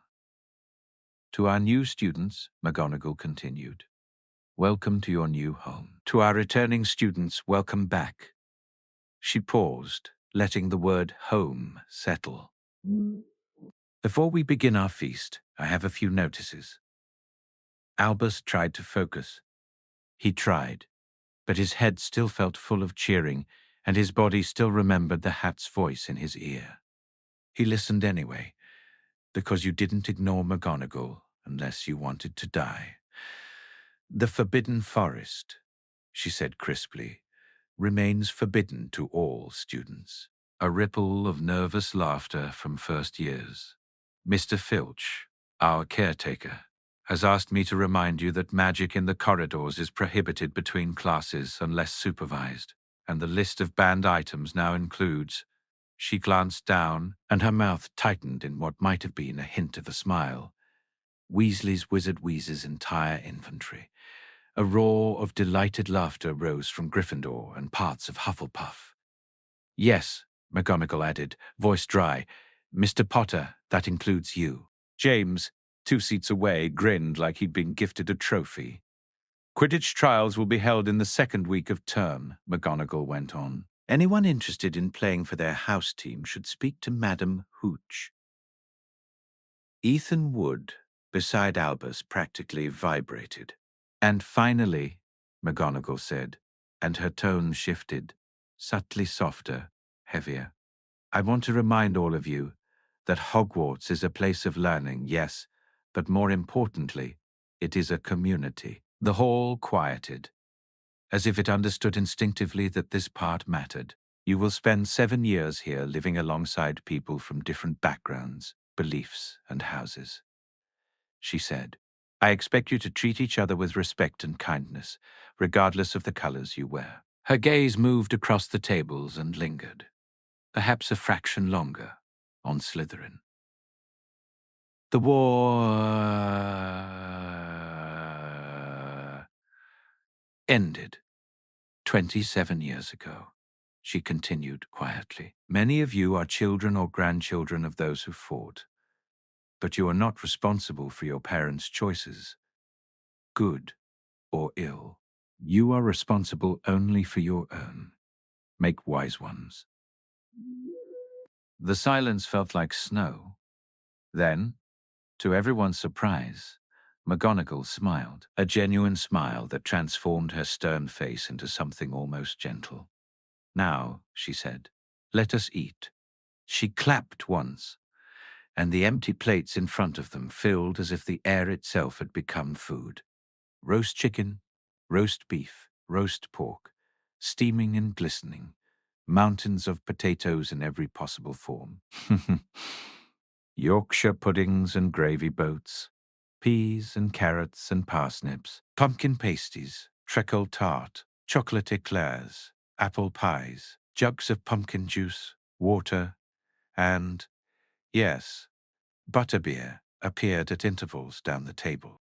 Albus gasped, even though he'd grown up with magic. This magic felt bigger, like Hogwarts was showing off on purpose. Blimey, he breathed. First feast? Mara asked, already piling her plate with the enthusiasm of someone who had waited all summer for this exact moment. Albus nodded. It's always the best, Mara said. House elves outdo themselves. House elves made all this? Albus asked, thinking of Hermione's lectures on the subject. Across the table, James groaned loudly. Don't start, he begged. We get enough of that at home. Just eat and be grateful. Mara laughed. You'll have time to debate ethics later. Right now, you're starving. Albus realized she was right the moment he tasted the first bite of roast chicken. It wasn't just delicious. It tasted like comfort, like celebration, like something warm settling behind his ribs. Around him, conversations bloomed quickly. Older students leaned in to interrogate the first years, about their sortings, about where they were from, whether they'd flown before, whether they'd seen a moving staircase yet. First years answered with a mix of pride and terror, laughing too loudly at jokes because laughter kept fear at bay. Tobias Spinnet, one of the new Gryffindors, reached for the gravy with the solemnity of a researcher handling a rare potion. My mum tried to make a feast like this once, he said, for my 10th birthday. And? Someone asked. It was. Tobias grimaced. Let's just say the house elves here have a gift. Arya Shacklebolt, sitting nearby, passed roast potatoes and accidentally knocked a Yorkshire pudding free. It rolled across the table like a runaway wheel. Everyone dissolved into laughter. Smooth, James called from further down. Shut up, Mara shouted back sweetly. You spilled pumpkin juice on Professor Flitwick last year. James had the grace to look embarrassed, then immediately laughed again. Albus ate as if someone might take the food away. Everything tasted impossibly good. Even the vegetables felt like they'd been enchanted into something worth living for. Halfway through, Albus glanced across the hall. Rose sat with Ravenclaw first years, already deep in conversation, eyes bright. Dominique Weasley was beside her, looking relieved to have family nearby. The Scamander twins leaned in with dreamy curiosity. Rose looked like she'd walked into a room built specifically for her mind. Hugo at Hufflepuff was laughing so hard his face had gone pink, surrounded by students who looked like they'd adopted him instantly. Hufflepuff's reputation for kindness seemed accurate in the most obvious way. They made space, they pulled people in. They didn't wait for you to prove yourself before offering warmth. At Slytherin, Scorpius sat with a cluster of first years, mostly listening. A taller, older student with a prefect badge leaned in and seemed to be explaining something, gesturing toward the hall as if giving a tour in miniature. Scorpius nodded, careful, and then Albus saw it. Scorpius laughed softly at something someone said. Relief washed through Albus so strongly it made him dizzy. Your friend ended up in Slytherin, James said, following Albus's gaze. His name is Scorpius. Albus corrected automatically. James raised his eyebrows.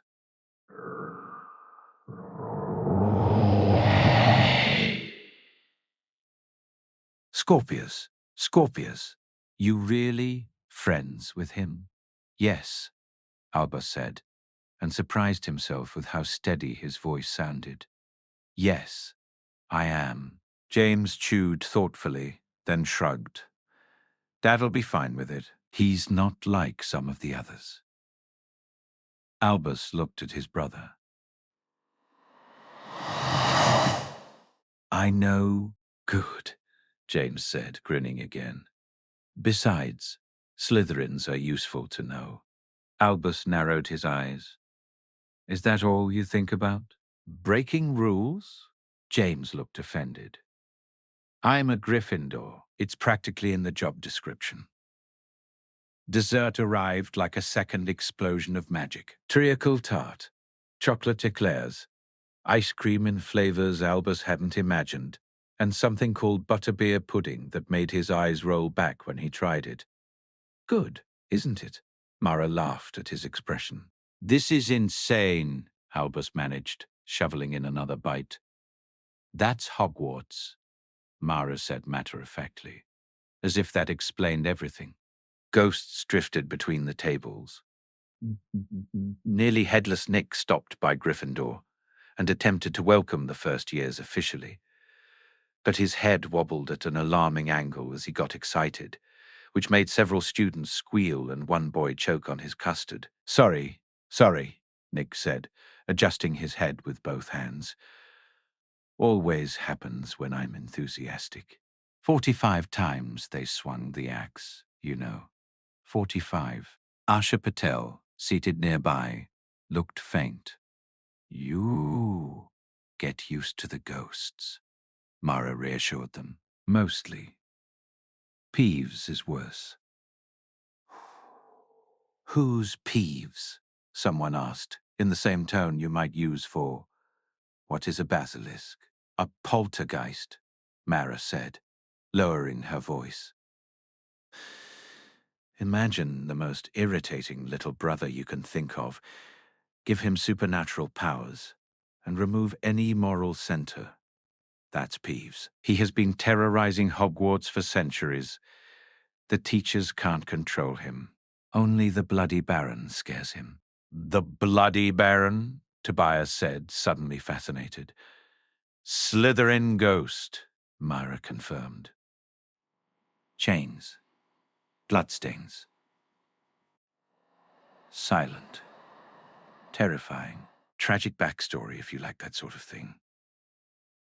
Rose appeared at the edge of their group then, slipping over from Ravenclaw, with Dominique trailing. Rose looked flushed with happiness and slightly overwhelmed, which was rare for her. This place is incredible, Rose said, voice hushed. It's all right, Albus said. You look like you belong there. Rose's smile widened. I do. They're already debating whether transfiguration is more theoretical physics or applied metaphysics. James stared at her. Only you would find that exciting. Dominique nudged him. Leave her alone. She's happy. The evening stretched, loud and warm. The great hall's enchanted ceiling drifted with stars, and Albus found himself staring up, trying to understand how stone could pretend to be sky so perfectly. It reflects the sky outside, Rose explained immediately, noticing his gaze. But it's not just an illusion. It responds to astronomical events. You can watch meteor showers from inside. That's insane, Albus whispered. That's Hogwarts, Mara corrected again. Eventually McGonagall stood, and the noise began to subside. Slowly, reluctantly, as if the hall itself didn't want to let go of the celebration. Now that we are all fed and watered, she said, I have a few more announcements. She talked about schedules, library hours, how the Great Hall would be open early for breakfast, and reminded first years to pay attention to class locations. Albus tried hard to listen, but exhaustion was creeping in now, heavy and thick as a blanket. And now, McGonagall concluded, it is time to bid you good night. Prefects, please lead the first years to their dormitories. Everyone else, off to bed.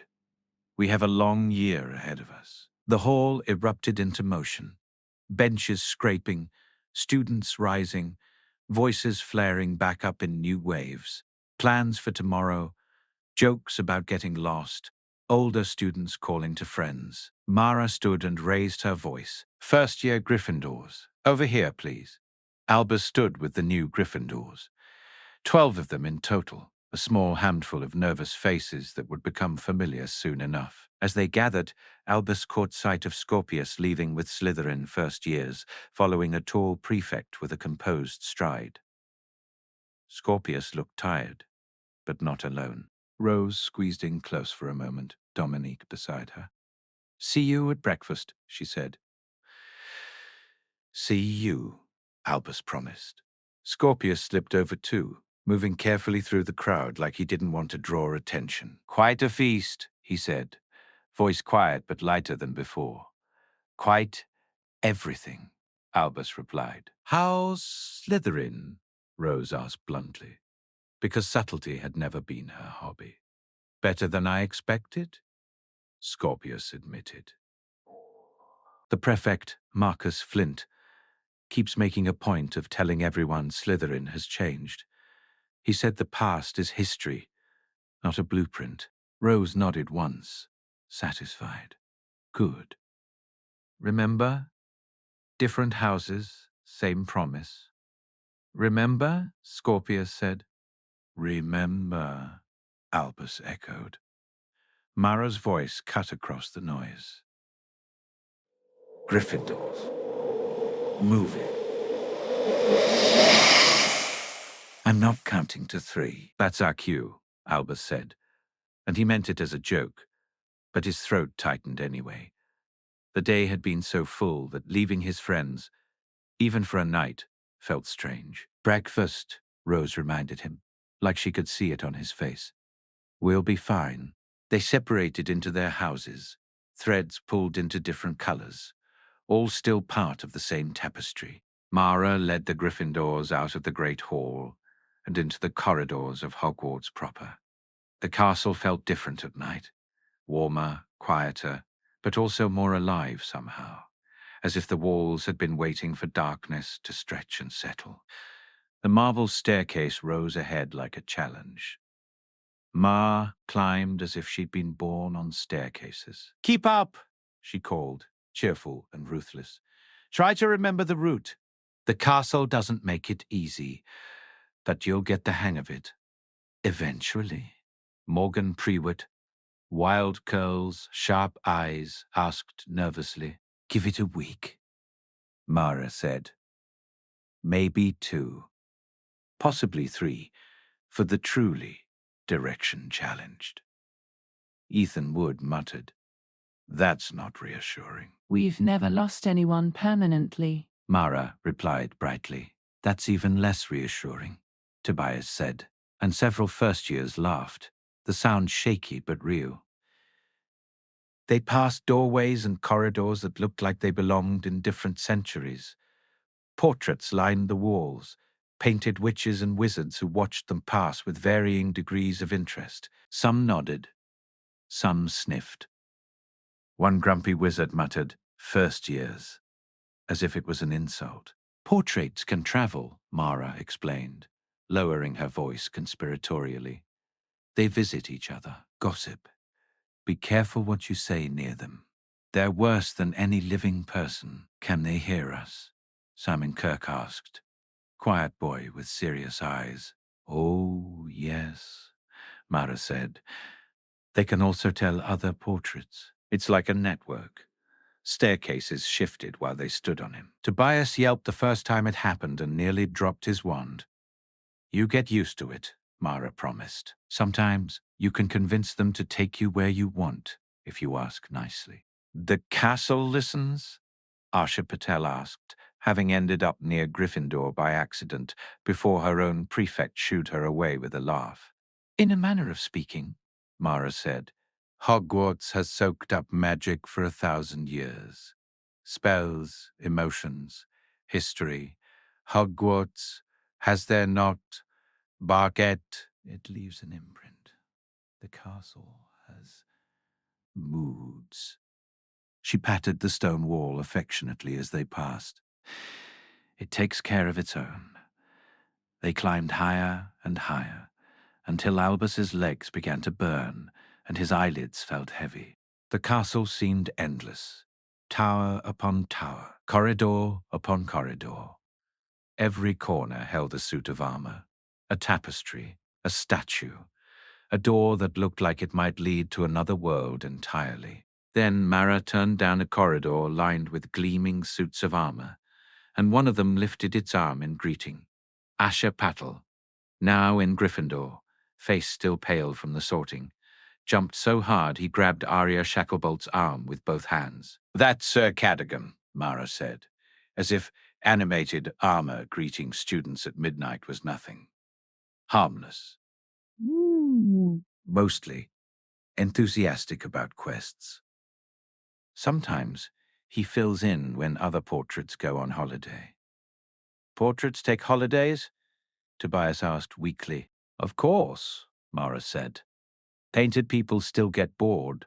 They rounded a corner and reached a small landing. A large portrait hung on the wall in an ornate gold frame, a very fat lady in a pink silk dress.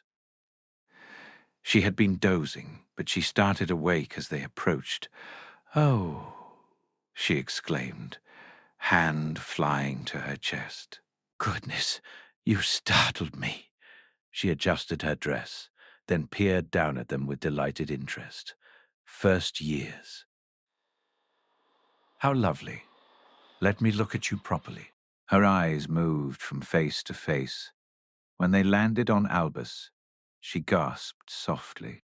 Another Potter, she said, voice warm. You look just like your father did on his first night. Same eyes, same worried expression. Albus felt his cheeks heat. Hello, he managed. Awkward. Such manners, the fat lady said approvingly. Now then, password?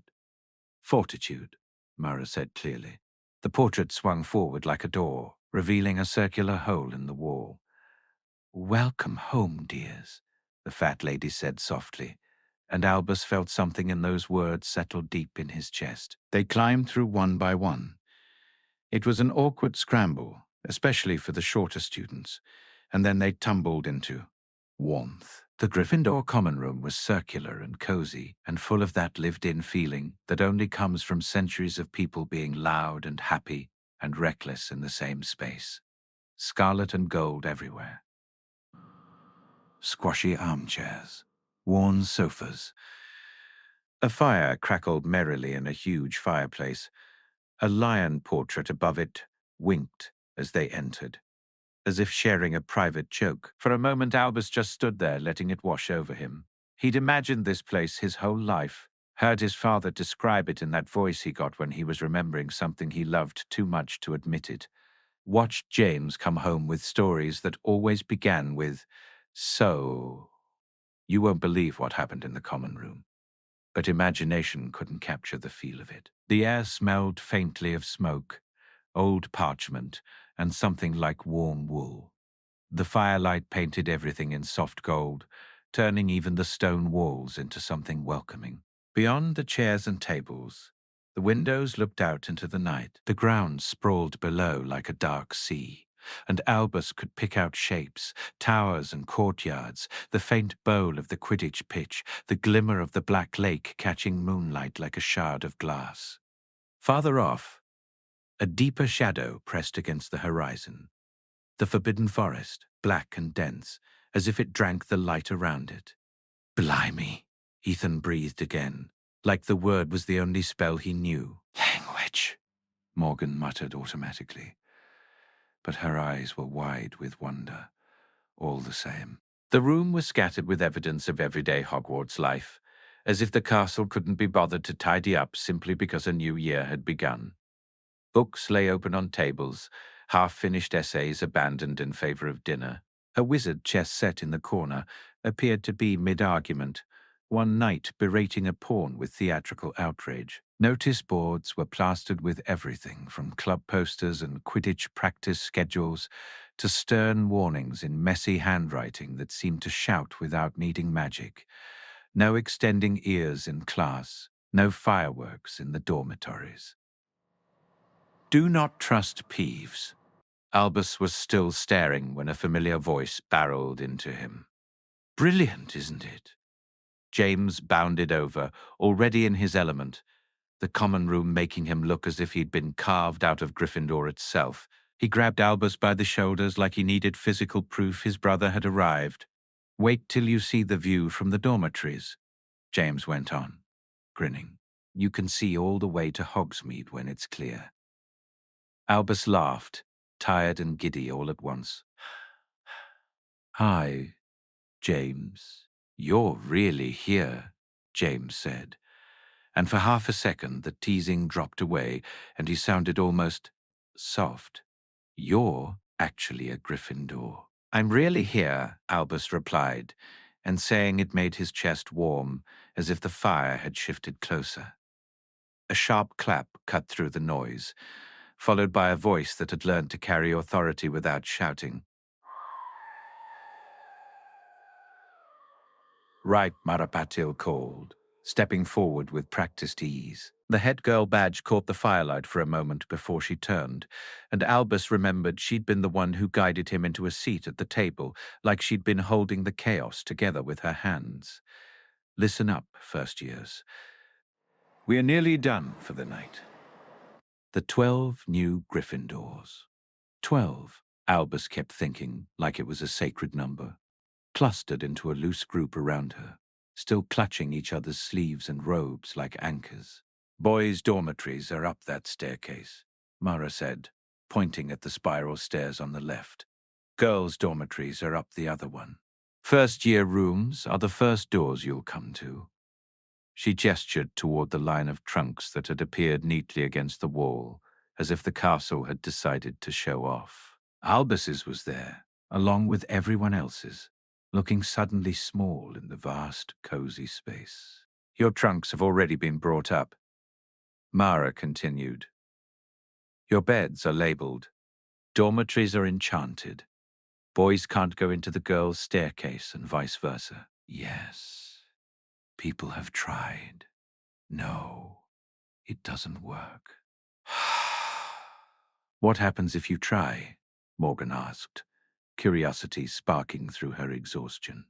Mara's grin turned wicked. The stairs turn into a slide and dump you right back into the common room. It's embarrassing. Don't give the older students the satisfaction. A few first years laughed, the sound thin but real, like relief slipping through. Breakfast starts at 7:30, Mara went on, ticking items off as if she had a list in her head. The Great Hall is open until 9. You'll find navigation easier in daylight. At least, at first. Portraits are friendlier in the morning, too. Portraits aren't friendly now, Tobias asked, voice faint. Most are, Mara said brightly. Some just have opinions about first years. Ignore them. Or flatter them. Depends on the portrait. She paused, looking at each of them properly, and the expression on her face softened. I know today has been a law. You're exhausted. You're probably scared. You definitely don't remember how to get back to the Great Hall, even though you literally just left it. Several people shuffled guiltily. That's normal, Mara said, gentle and firm at once. Give it time. Hogwarts becomes home before you notice it happening. The words landed somewhere deep in Albus. Home. He looked around again.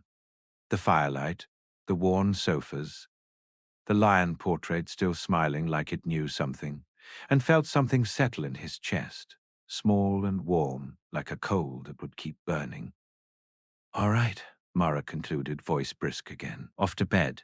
Tomorrow is long, and first days are always worse when you're half asleep. The first years dispersed in a slow, reluctant wave.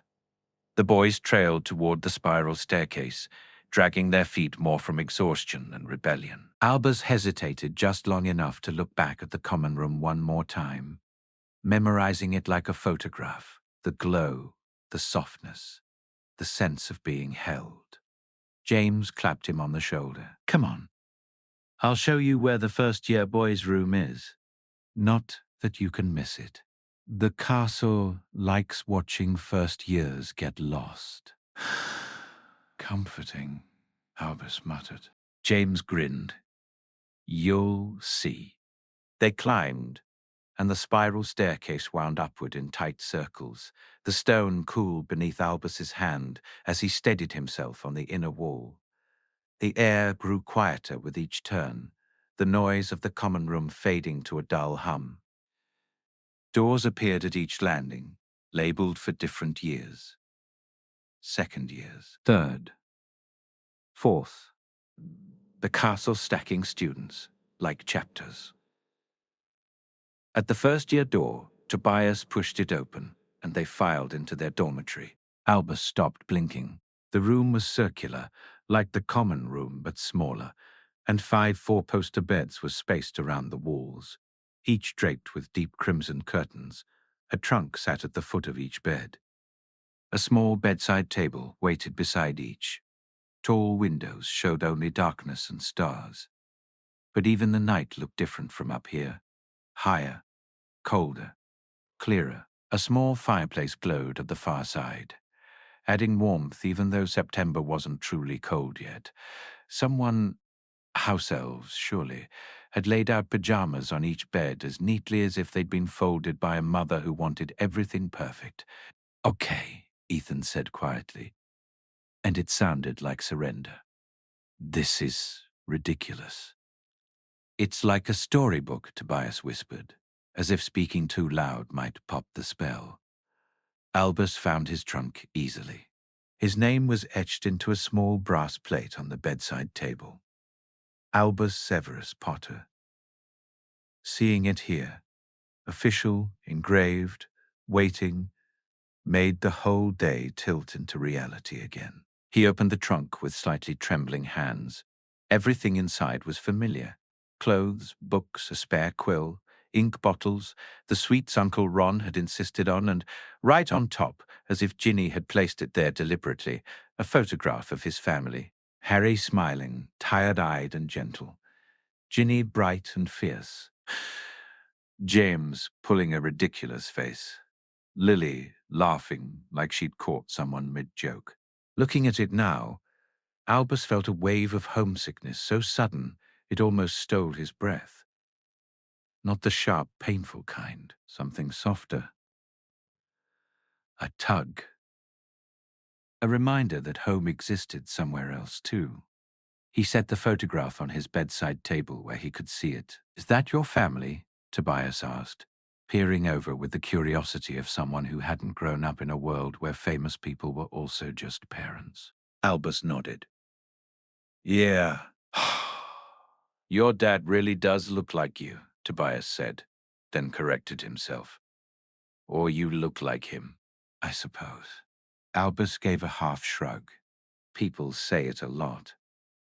Ethan had flopped onto his bed and bounced slightly, eyes widening. "These mattresses are unreal. It's like sleeping on a cloud, a very supportive cloud," Tobias agreed solemnly, sitting down as if testing the bed for hidden traps. The fifth boy, Cassius Greengrass, was already changed, sitting straight backed as if he'd been taught posture was part of bedtime. He looked around with a calm, assessing expression that didn't quite hide how tired he was. "My mother was in Slytherin," Cassius said abruptly, as if he'd decided introductions should happen now before sleep stole them. "She will consider it a family scandal that I'm in Gryffindor." "That sounds rough," Ethan said, attempting sympathy. Cassius's mouth twitched. "It will be entertaining." Albus turned toward him.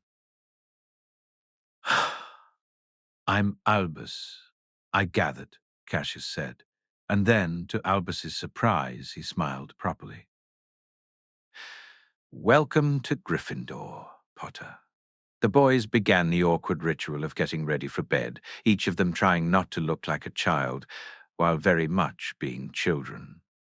Curtains were pulled for privacy.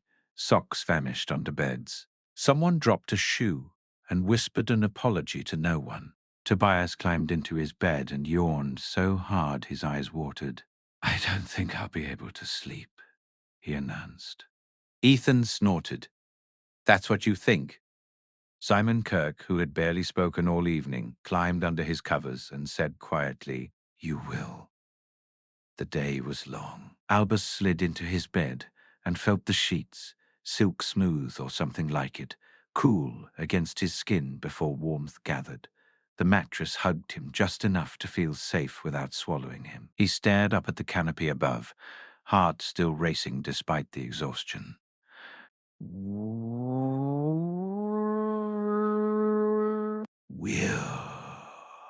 really here," Ethan murmured into the darkness, voice thick with awe.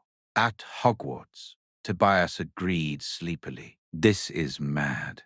"Worth it," Simon said, quiet and certain. "Definitely worth it," Albus whispered. The room settled. The fire crackled softly. Outside the window, stars wheeled cold and bright. Somewhere in the castle, a distant clock chimed, its sound echoing down corridors and into dreams. And for the first time all day, he stopped bracing for the next thing. He let himself simply be Albus Potter, first-year Gryffindor, tucked into a four-poster bed in a tower that had held 1,000 sleeping students before him. Home, for now. Tomorrow would begin everything. But tonight the fire was warm, the curtains were drawn, and Hogwarts kept its quiet watch. The silence didn't last long. It never did, not with 5 boys in a brand new room full of unfamiliar beds and unfamiliar sounds, and the kind of excitement that sat in your bones even when your eyes were trying to close. Someone sniffed quietly. Someone else shifted the mattress springs, giving a soft, enchanted sigh. The fire crackled as if it approved of them settling in. Albus lay still, staring at the canopy, listening. Somewhere far below, he could hear the faint, muffled roar of the common room. Older students still awake, still laughing, still refusing to admit the day was over. That sound should have made him feel small. Instead, it was oddly comforting. Proof that Hogwarts didn't go to sleep just because first years did. A gust of wind pressed against the window, making the glass whisper. The curtains around his bed moved slightly, though there was no draught inside. Albus's mind jumped instantly to stories, ghosts, peeves, suits of armor coming to life, but the movement stopped as quickly as it started, and nothing followed it. "Do you think," Tobias said into the dark, voice hushed, as if he were in a library, "that the stairs really move on purpose?" Ethan let out a tired laugh. "We literally stood on one earlier, and it swung us to a different landing." "Yeah, but Mara said you can ask nicely," Tobias insisted. "Like it understands." Cassius's voice drifted from the bed across the room, calm and faintly superior even through exhaustion. "The castle is ancient. Ancient things have habits. It's not that it understands you. It's that it has been listening for 1,000 years. It responds. That sounds like it understands," Tobias muttered. Simon, quiet again, added, "It's magic. Magic doesn't have to be logical." Albus smiled into the darkness. He liked Simon's voice. It was the kind of voice that didn't try too hard to be heard. It simply was. He turned slightly, the sheets whispering. The photo on his bedside table caught the firelight and glowed faintly. His family's faces looked warmer in the flicker, as if the image itself was tired, but happy, too. "Albus," Ethan said suddenly, and Albus felt his spine tighten at the sound of his name in this room, spoken by someone who didn't know him yet. "Can I ask you something?" Albus hesitated. "Yeah." Ethan paused, like he was choosing his words carefully. "Was it weird? The sorting?" Albus swallowed. The hat's voice seemed to echo in his skull just at the mention of it. Choice matters. He could still feel the brim against his ears, the way the world had vanished into darkness and then returned in a roar. "It was," Albus admitted quietly. "But not in the way I thought. I expected it to... I don't know. Judge me. Like it would know everything I've ever done wrong." "And?" Tobias asked, leaning in his bed. Albus could tell because the mattress creaked. And it was more like Albus searched for the right words, the way you did when something felt too big to fit in a sentence. Like someone seeing the parts of you that you don't usually say out loud. There was a pause. "That sounds horrible," Tobias said faintly. Albus let out a breath that was almost a laugh. "It sounds worse than it is." "Didn't feel cruel. Just honest." Cassius hummed thoughtfully. "My son took 10 seconds. The hat barely touched my head.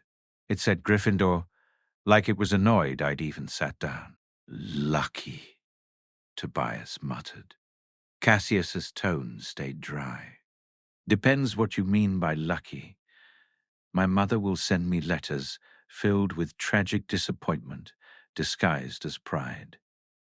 Ethan snorted. "Parents sound like the worst part of Hogwarts." "No," Simon said quietly, and there was something sure in it. "The worst part will be homework." Tobias groaned dramatically, pulling his pillow over his head. "Don't say it." "Not tonight. Tonight we're magical heroes who eat treacle tart." Albus smiled, and the sound felt good in his chest. He hadn't realized how much he needed something normal. Not Harry Potter's son. Not a name on a list, just a boy laughing in the dark. Because someone made a joke about homework. For a moment, he thought of Rose and Scorpius. Rose would be in Ravenclaw Tower right now, probably already reorganizing her trunk by subject and color and spelling out her timetable neatly in that notebook of hers. Dominique would be there too, and Rose would pretend she wasn't relieved to have family nearby, but Albus knew she was. Scorpius would be in the Slytherin dungeons, and Albus tried not to picture cold stone and dark water and lonely corridors. He tried to picture what Scorpius had said. "Better than I expected." A prefect welcoming him. seats being made. A real laugh at the table. Albus clung to that. "Do you think," Tobias said again, voice small now, "that Slytherins really changed?" Albus's stomach tightened. Cassius answered first. "Slytherin hasn't been one thing for 1,000 years. People just pretend it has." Ethan shifted. "My mum said Slytherins are all either evil or smug." "That's not very nuanced," Simon murmured. Albus exhaled, then spoke before he could talk himself out of it. "My friend's in Slytherin." The room went quiet, but it wasn't hostile.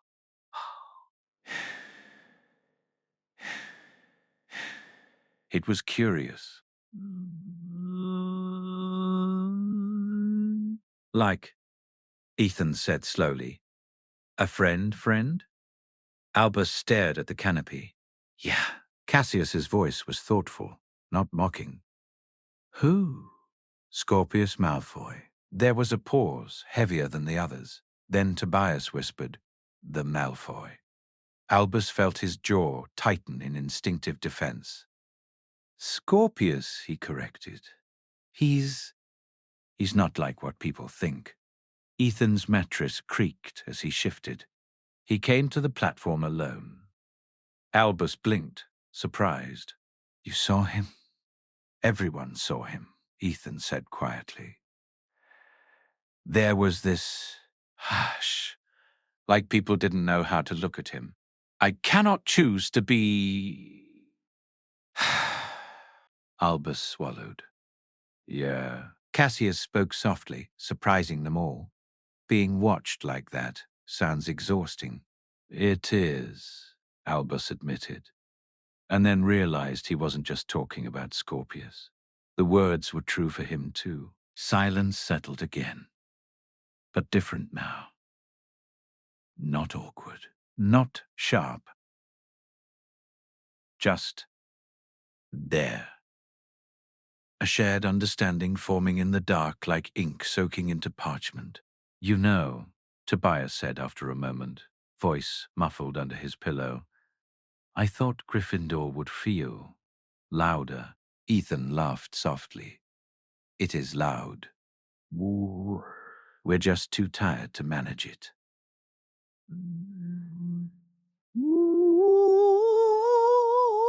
Tobias said, pulling the pillow off his face.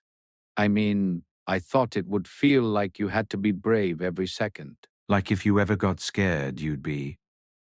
He hesitated, searching. "Like you'd be wrong." Albus's throat tightened.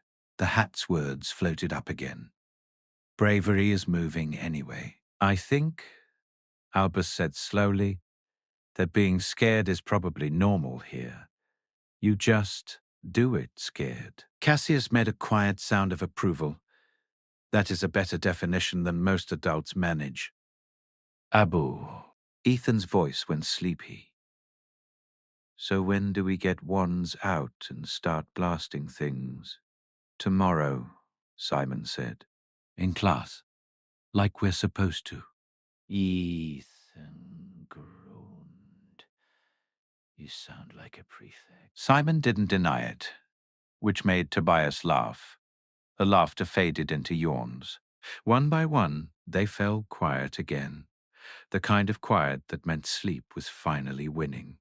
Albus turned onto his side. The firelight flickered across the curtains, making shadows move softly like waves. The castle creaked somewhere, a long, settling sound, as if Hogwarts itself was getting comfortable. He listened for a while, breathing the crackle of fire, the distant hush of wind at the window. Then, faintly, far away, a sound like a giggle bounced through the corridor outside the dormitory door. A small, mischievous, unmistakably delighted giggle. Albus's eyes flew open. Ethan whispered, "Did you hear that?" Tobias's voice was a shaky breath. "That's not a ghost." Cassius spoke quietly, and for the first time he sounded unsure. That's Peeves, isn't it?